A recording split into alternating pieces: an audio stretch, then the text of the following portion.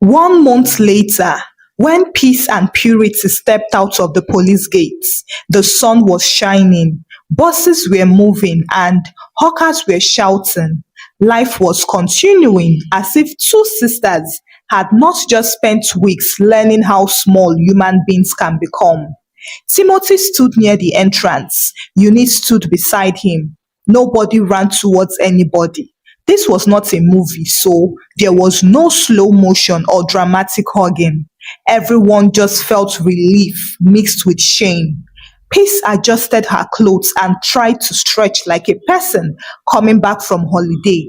I told you I would survive, she said. Nobody answered her. Purity forced a smile, the type she used for customers before collecting payments. Let's just go home, she said. Timothy nodded. Inside him were many speeches, but none came out.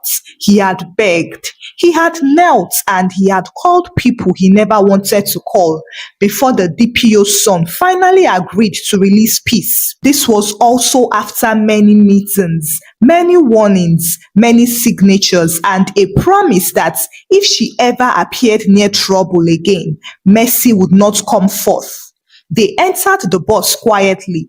Peace wanted to talk about how uncomfortable the cell was. She wanted to complain about the police food. She wanted to describe injustice. But something stopped her.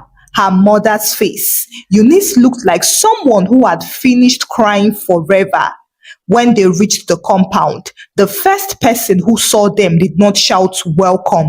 She just shouted announcements. They are back, oh! And immediately, windows shifted, doors opened slightly, and curtains developed eyes. The twins had returned, but not as daughters of the compound. They had returned as headlines. Peace walked in with high shoulders. Old habits never die, right? She waited for people to be afraid of her and give her distance. Distance came, but not fear. Two women stood near the tap and talked as loudly as possible. Is that not her? The other replied, yes, so prison did her dirty. They did not even lower their voices. Why should they? Peace heard them and it touched her pride. But her pride had reduced recently. Prison had pressed it flat. Purity tried her usual strategy. She smiled and greeted, good afternoon, ma. The woman answered without smiling, afternoon, full stop. Nothing extra. In the past, people would have rushed to ask questions. What happened? How was it? Who helped? But now, nobody wanted story. They already knew enough. The landlord came out slowly with his hands behind his back. He looked at them from head to toe and said, you are welcome. The sentence sounded official, not warm. Thank you, sir, Timothy quickly replied. The landlord nodded. I hope we will not have drama again. Peace wanted to say something bold, something sharp, to remind them who she was. But she remembered the DPO's son warning and her mouth behaved itself. Inside the house, silence waited for them. Eunice sat down heavily and said, remove your shoes. They removed them. Sit. They sat. Timothy remained standing. He looked at them for a long time and finally said, you came back. Yes, Purity replied. He nodded. Do you understand how close you came to not coming back? Peace swallowed hard. She remembered the officer's voice. Everlasting lesson. Yes, she answered. Timothy sat down and sighed. I am tired. Nobody argued. That evening, hunger entered their house, but their appetite refused to follow. Peace pushed the food around her plate, while Purity drank water like someone hoping it would wash away memory. Their reality was unpacking. Later, when darkness settled, the twins heard laughter from a nearby room. It was normal laughter, but it sounded foreign to them. Peace lay on her mat staring upward. Are we finished? She asked. Purity turned and said, I don't know. Peace breathed out slowly. For the first time, I am not sure who I am in this compound. Purity answered honestly. We are examples. Peace almost laughed at the word, but laughter required confidence, and she had misplaced hers at the station. Soon, it became clear to the twins that the compound was not interested in fighting them anymore. It had simply adjusted. People no longer argued with them or insulted them. No one shouted. The compound simply created space around them, the way water avoids oil. Peace noticed it first on Monday morning. She stepped outside expecting at least curiosity. In the past, people would call her name even when she did not answer. Now, even the greetings had disappeared. Some people just managed to nod from far away, while others suddenly remembered urgent tasks in the opposite direction. A woman who used to borrow pepper from Eunice saw Peace coming out and quickly entered her room. Peace paused and muttered, "Am I smelling?" Nobody replied. She walked to the tap. Two women were fetching water there. They greeted her mother politely, "Good morning, Mama Peace," but avoided her eyes. Peace cleared her throat.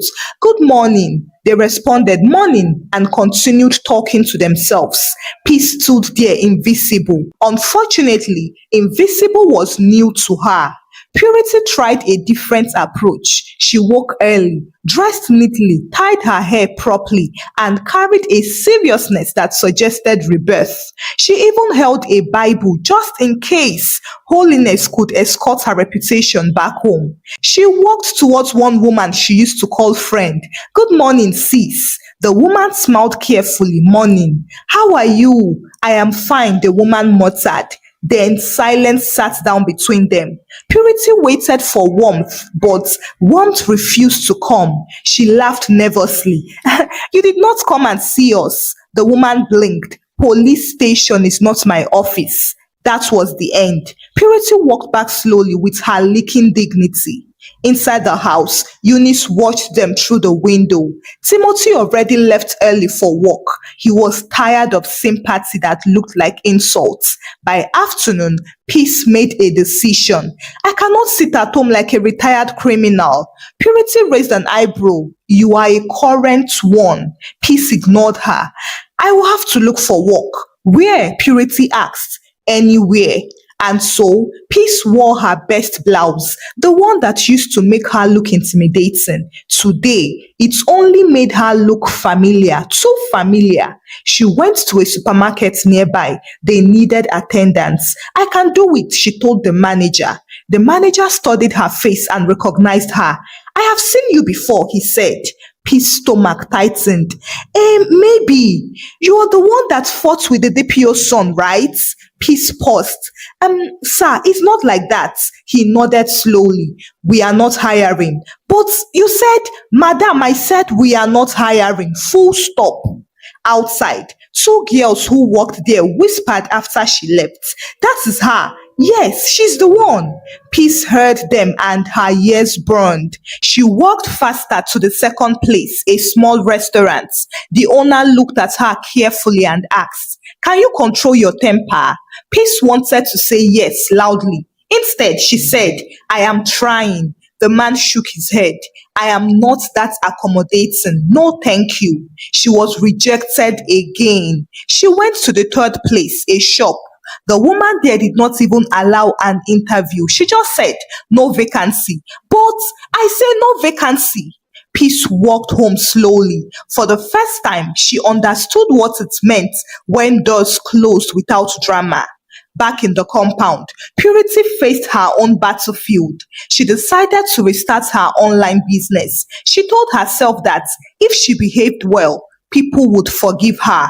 She typed carefully, "Good afternoon, dear customers. I am back with new integrity." She waited but got nothing. Then one person replied, "Refund me first." Another person sent a laughing emoji. Another one wrote, "Block me again now." Purity felt heat rise in her neck. "I have changed," she muttered. But change is private. Reputation is public. She decided to try physically. She visited someone she used to drop ship for before. The woman opened the door halfway and frowned. "Yes?" "I came to talk. I am not selling." Purity pleaded. I want to be collecting and be paying small, small. The woman laughed. You should have thought of small, small before. With that, she closed the door. Purity stood there holding shame like nylon. By evening, both sisters returned home defeated. They did not insult anybody or shout. They were too tired. Eunice placed food in front of them and asked, "How was your day?" Peace answered first. "Everywhere I go, they know me." Purity nodded. "They know me too." Timothy looked at them. "What did you expect?" Nobody replied. That night, the twins lay awake with heavy thoughts. Peace asked first, "So, what do we do now?" Purity turned. "We have to start small, oh." "How small?" Purity hesitated and said, "Smaller than pride." Peace exhaled. Outside, laughter floated from another room. Life moved forward, but for the twins, life had pressed pause. Not because destiny hated them, but because history remembered them. Peace covered her face and whispered, "I thought prison was enough punishment." Purity looked towards the window and shook her head. "No, this is." The next morning, Peace woke early, earlier than usual, and swept the front of the house before anyone else came out. She even greeted the woman who usually crossed the road to avoid her. "Good morning, ma," Peace said carefully. The woman paused, surprised, then nodded. "Morning." She continued walking. Peace waited for more, but nothing came. It felt like throwing a stone into a well and hearing no sound back. Purity tried her own version of improvements. She printed a list of people she owed and told her mother, "I will start paying them gradually." Eunice looked at her for a long time and said, "Do it." Purity wrapped her scarf tightly and left the house with determination. She met the first woman at her shop. "Good afternoon, ma." The woman looked up slowly. "Yes?" "I came to pay part of the money I owe you." The woman leaned back. "Why?" Purity blinked. "Because I owe you." The woman folded her arms. "Are you recording me?" "No." "Is this a new trick?" Purity felt insulted. "No, ma." The woman studied her face for some seconds. Then she collected the money but shook her head. "We will see." Purity nodded. "We will see?" That sentence would follow her everywhere. Peace tried again to find work. This time, she went somewhere far from the compound, thinking that new faces equals new chances. The man in charge asked questions. "Have you worked before?" "Yes." "Any police matter?" Peace froze. If she lied, someone might know.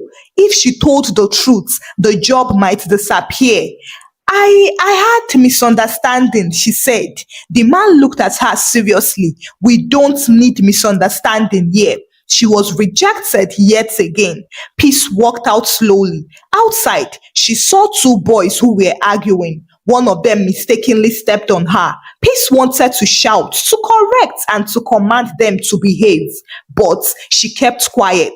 She was tired of being the example of what not to be. Back in the compound, people were watching the twins carefully. They were waiting for mistakes. One man told another, "Let's see how long this acting will last." Peace heard it and her chest tightened. She wanted to turn and ask, "How long do you want to wait?" But she remembered the prison. That afternoon, something happened. An unexpected opportunity came. A woman needed temporary help in her provision shop, and Purity volunteered immediately. "I can help." The woman hesitated. Peace added, "Don't worry, she will behave." The woman sighed. Okay, but if anything is missing." She did not finish the sentence. She did not need to. Surprisingly, Purity walked carefully, extra carefully. She smiled, arranged goods neatly, and avoided touching money too long. She wanted witnesses for her honesty. But customers still suspected her. They whispered, "Watch your bag, oh, count your change very well. Is she not the one?" Sadly, each whisper landed like a stone on her chest. By evening, Purity's back ached from standing, while her heart ached more from proving.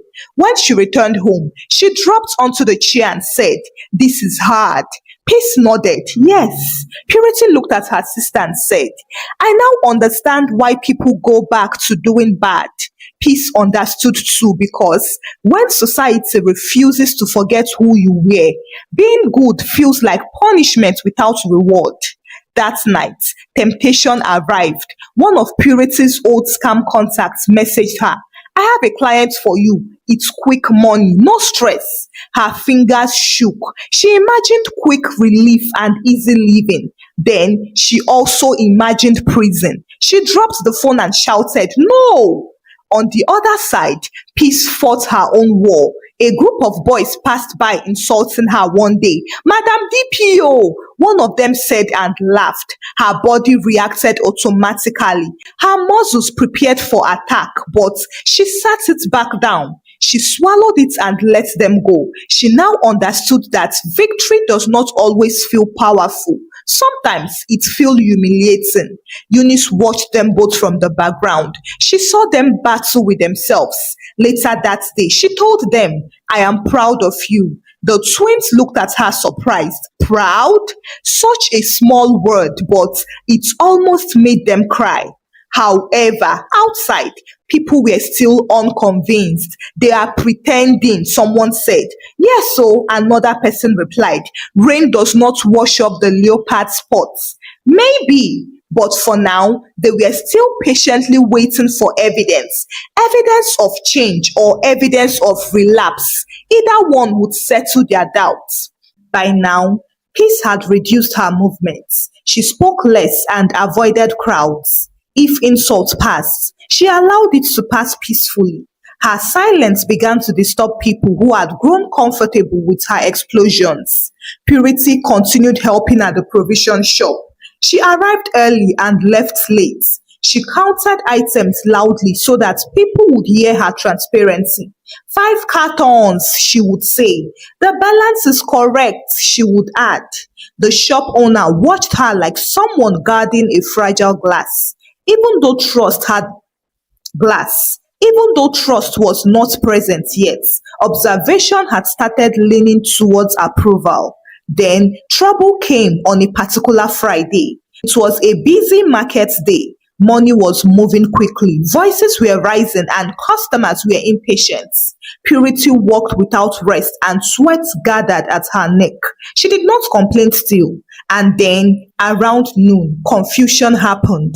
A woman shouted, My money! Everybody turned. The shop owner asked, What happened? I gave her 10,000. The woman said, pointing at Purity. She gave me incomplete balance. The air froze. Heads turned slowly towards Purity. This was it, the moment many people had been waiting for. Purity felt her stomach drop.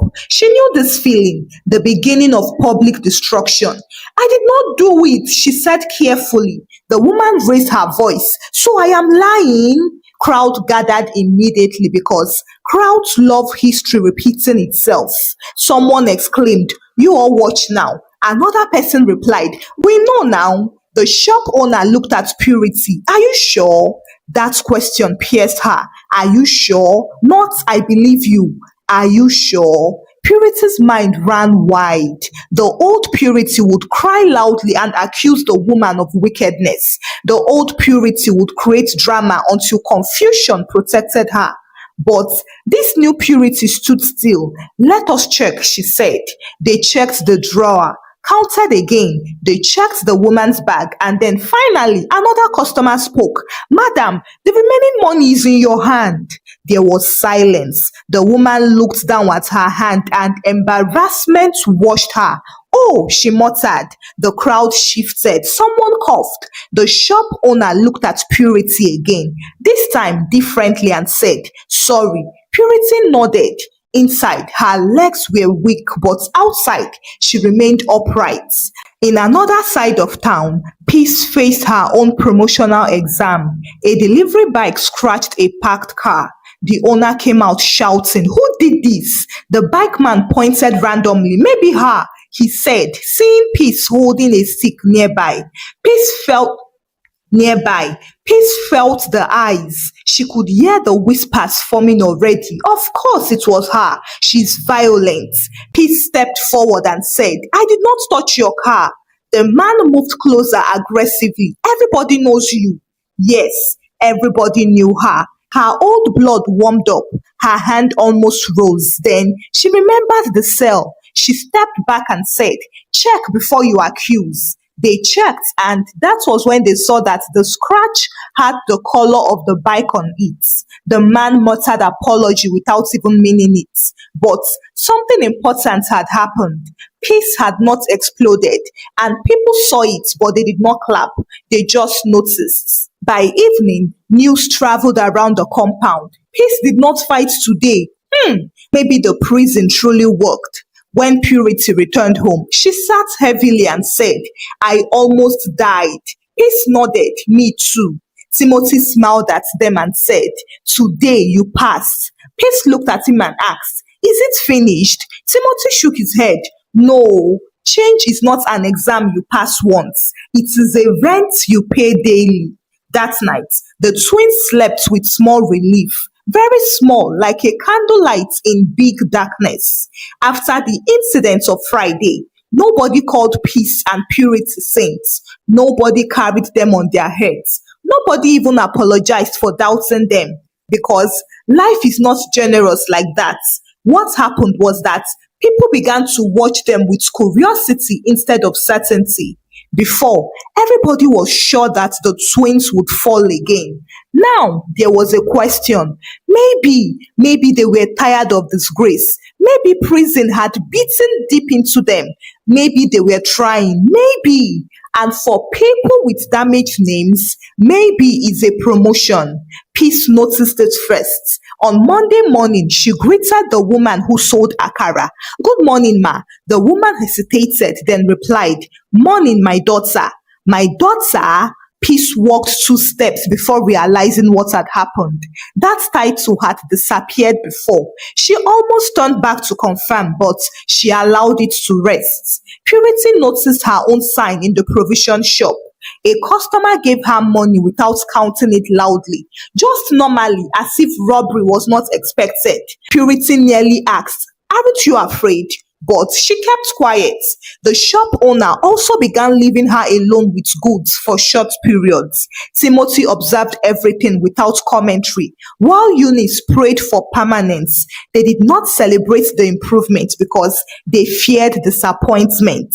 Then a rumor came. Someone said money was missing from another shop down the street. Somebody else said strangers had been seen moving around. Then somehow, slowly and lazily, the story bent towards Peace and Purity. They are experts, a voice suggested. Reformed experts. Another one replied. The twins heard it, and old anger knocked at the door of Peace's chest. After everything they have done to prove themselves, Purity also felt something darker. The shame would never end, she muttered to herself. At night, Peace sat with Purity and said, maybe they are right. Purity turned and asked, about what? That we can never change. Purity was quiet. Peace continued, I am tired. I fight myself every day. Still, they remember. Purity shook her head. They will always remember. Peace looked at her. Then, why are we trying? Purity answered slowly, so that we can be remembered differently. The following day, the shop that lost the money found it. The owner's child had moved it by mistake. People laughed with relief, and then someone said, good thing we did not blame those girls too much. At the shop, the owner began sending Purity on errands with more money, and Purity guarded those notes as if they were children. One afternoon, a new tenant casually asked, which one is Peace? Someone replied, that one. The tenant nodded. I heard you used to be troublesome. Used to. Peace pretended not to hear, but she carried that word home like a treasure. Used to. That night, the twins sat outside breathing afresh. We are not finished, Purity said. Peace nodded. We may never be. They both understood something mature now. Redemption is maintenance. Some people would forgive. Some would never forget, while some would wait until forever for another fall. But life would definitely continue. Good thing they decided to remain better than yesterday, which for people like Peace and Purity was victory. Timothy watched them from the doorway. Eunice stood beside him and asked, "Do you think they will be all right?" Timothy nodded slowly. "Yes." "Why do you think so?" Eunice asked. "Because they are afraid of going back." Thank you for watching the story. Kindly share your thoughts about the story with me in the comment section. What lesson did you learn from this story? Kindly share the story out with your loved ones and give the story a thumbs up. Subscribe to this channel if you've not done so by now. Until I bring another story your way. Bye.